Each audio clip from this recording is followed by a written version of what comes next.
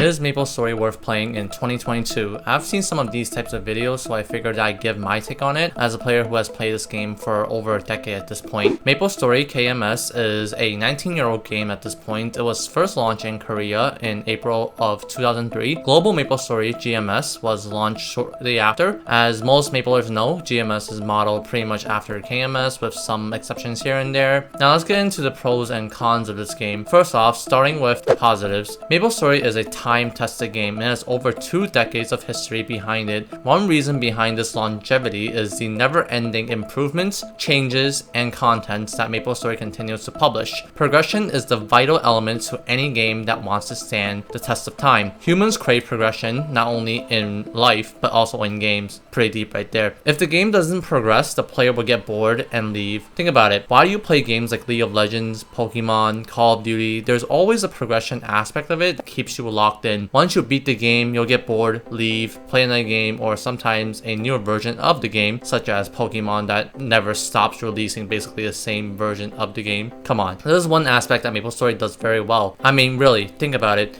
Would you play this game in 2022 if it still looked like this? This was how the game looked like a decade ago when I first started playing, and it has progressed so much since this mess right here. Another advantage to MapleStory is that there are always new events and new content being released every few months. New classes, new level caps, maps, levels are always being released, so there's always progression and something to look forward to. Some events are better than others, and usually the big events happen during the summer and winter season. There are also many facets of this game: training, bossing, dressing up with NX, and farming. You can pick one that suits your fancy and run with it. Although you do have to experience almost everything at one point or another. You'll have to train to higher levels to be able to run certain bosses. Getting levels is pretty fun and easy at the lower levels. You get new skills every job advancement for level 10, 30, 60, 100, and 200. This way, training in the new beginning usually never gets boring. Higher level training isn't super terrible either, as the level cap gets raised throughout the years. MapleStory implements ways to make newer players achieve lower levels easier, usually by reducing the amount of EXP required to reach a certain level. I remember how tedious and hard it was 10 years ago to reach level 200, but now it takes a matter of hours. MapleStory is basically a solo game with some party quests here and there. Grinding, pretty much a solo thing. People don't usually grind in parties for the most part anymore. They used to, with the exception of very few party quests. So for those of you who are shy and a social recluse, or you just hate people, this is good news for you. For those of you wishing for a more social aspect, no worries, because you can join guilds and bossing parties. Most likely, when you're first starting out, you won't be able to take on the harder bosses alone, such as Lucid, Will, CRA maybe. So you'll have to form parties with other players to be able to defeat a specific boss. Another aspect of MapleStory is that it is free to play. This is a very nice thing for those of you who are stingy on spending money on games. GMS offers you the choice of 2 servers to play: regular server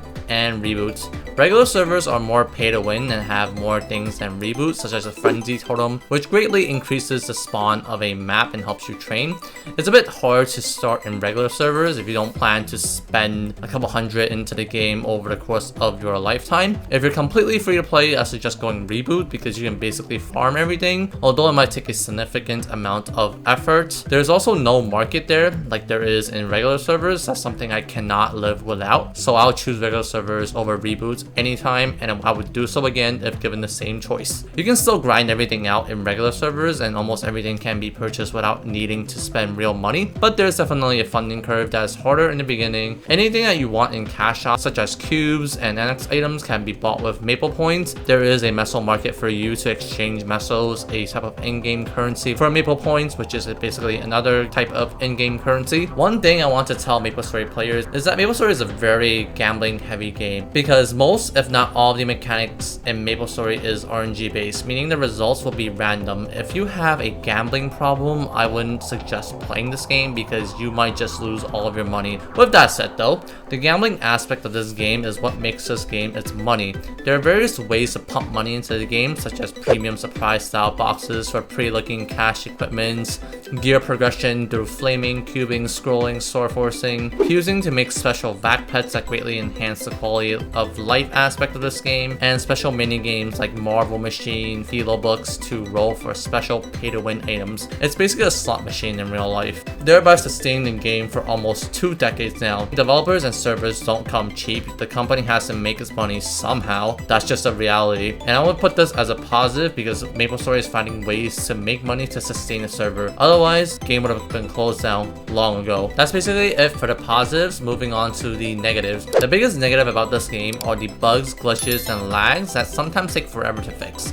I think currently Reboot and to a less extent regular servers have been dealing with major lag issues, which I think was one of the major causes for the recent boycott against Nexon. The issue has persisted for weeks now and it hasn't been completely resolved yet. Each time there's a patch, you have to prepare for the worst and hope for the best. The maintenance / patches either break a shit ton of things unintentionally or the issues get resolved, or maybe both. It really makes me wonder, do they have a test server? If they do, why don't they test these things before deploying them to the real servers? Another thing that is really annoying that I've read about in forums is the ban and customer support system, and I guess luckily I haven't really had much experience in this. Botters and hackers that should be banned aren't banned. The players who are playing this game legitimately gets falsely banned and can't get unbanned even after submitting a ticket to customer support.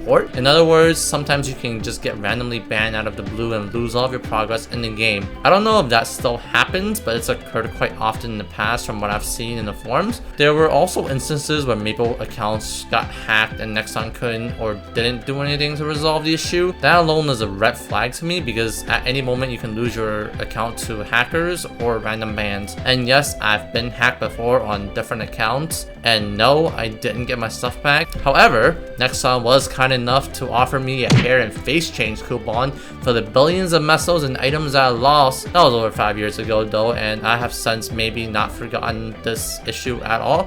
Moving on, server instability and customer support inadequacy aside, the ever-increasing amount of content and constant revamps will overwhelm any new player. Like I said before, there's definitely a funding and learning curve for newer players. I will suggest watching some guides on how to play this game properly so you don't waste your time and money on the wrong things. I do make guides on a lot of topics, so feel free to run through my guides playlist if you need help on any aspect of the game. This one factor should not be stopping you from playing this game. Now, even after you picked up the introductory and beginner stuff, you still have to invest quite a bit of time into this game. MapleStory is heavily dependent on your doing dailies. Each day there are things that you have to repeat: obtaining arcane symbols, going daily bossing to fund, capping event coins or to spend on event shops, and so on. Currently, I say I invest anywhere from 30 minutes to an hour per day into doing dailies. If you miss a few days for events, it might hurt you because you won't get the things that you want to go for. How many days you will miss will depend on what you're going for and what event it is. Last of all, the gambling mechanics. We're gonna bring it back into this particular topic. I mentioned this before in the pro section because it is good from a company's point of view to have customers willing to spend money on the product so the game can keep innovating and progressing. That's a good thing because that's how the player base gets new content. However, this is also a con if you can't control yourself. If you're a gambling addict or spending addict, beware of the MapleStory gambling trap like cubing, flaming, sword forcing, and so on.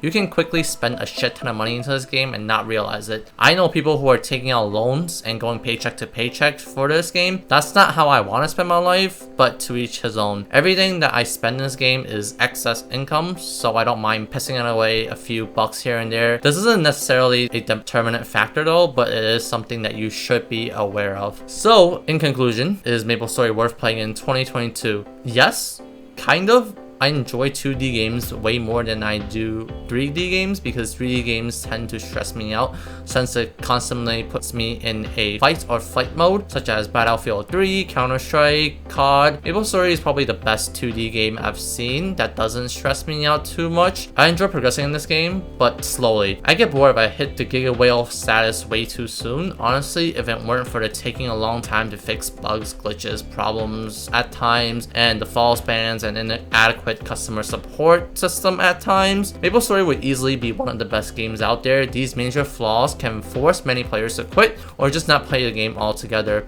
If Nexon can work on these and fix them, they can easily double or triple their revenue. It's not meant to be a slight against them, but it is something for the company to work on. Thank you for watching. If you enjoyed this video, be sure to like and subscribe to the channel. And if you want to support this channel and get exclusive badges and shoutouts, consider joining my channel membership. Watch this video next if you want to learn how to make mythos in MapleStory. One of the ways that I teach in there can make you up to 100 bill, and no, it's not clickbait.